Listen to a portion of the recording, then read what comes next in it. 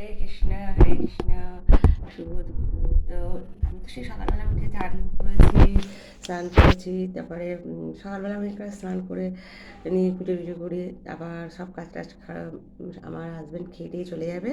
তারপর আমি আবার স্নান করে উঠে আবার তখন অল্প সামান্য আমি খাই। তো এখন আমি খাবো চন্দন পিঠে। আমাকে এক মাতাজিকে তোমরা দেখেছো, মাতাজি আমার সাথে যায়, অনেক জায়গায় যায়, তোমরা দেখেছো। তো আমি আজকে এখন চন্দন পিঠে রাখবো।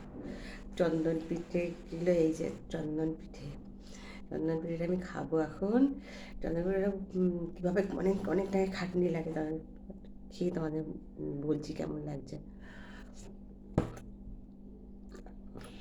খুব ভালো লাগছে। ওর মধ্যে নারকেল দিয়েছে, তারপরে চালের গুঁড়ো দিয়ে দুধ দিয়েছে, হেবি খেতে পেয়েছে। ও নিয়ে গেছিলো সেই সাপুর দিতে, বলছে মাতাজি তুমি নিয়ে যাও, আমাকে খুব ভালোবাসো।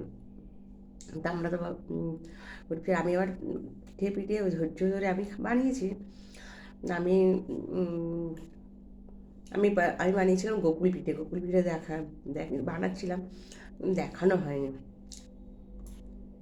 পরে আমি ছিলাম না, মেজে গুজে চলে যেতে হয়, দেখা হয় আর কি। গোকুল পিঠে সাধারণ সেটা, এটা হচ্ছে চন্দন পিঠে, সরি চন্দন পিঠে। আমি বিকেলবেলার দিকে একটু হালকা হালকা কিছু খাই, আর তাই একটু খাচ্ছি, যখন বন্ধুদের একটু দেখাই কি খাচ্ছি, ভালো লাগছে খেতে। তোমার খাবার যদি বলো, তুমি যদি খাও, তুমি রেসিপিটা জানবো কীভাবে করে, বলো। তোমরা জানাবে যে চন্দন পিঠে খেতে চাই। এটাকে দেখতে মনে হচ্ছে সুজির হালুয়ার বরফি করে, ওরকম মনে হচ্ছে। তুমি খেতে যাও, আমাকে বলো, আমি তোমাকে বলে কীভাবে রেসিপিটা করে আমি তোমাকে বলে আমি জানবো, জেনে তারপরে বলবো। ওখানে নিয়ে গেছিলো এই কুকুরি পিঠ, এইগুলো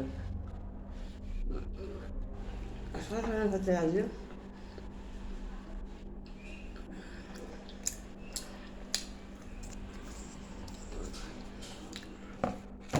দেখো আমার হাজব্যান্ডরা নিয়ে গেছে, এবার আমি রেখে দিলাম, আমার মেয়ে খাবে।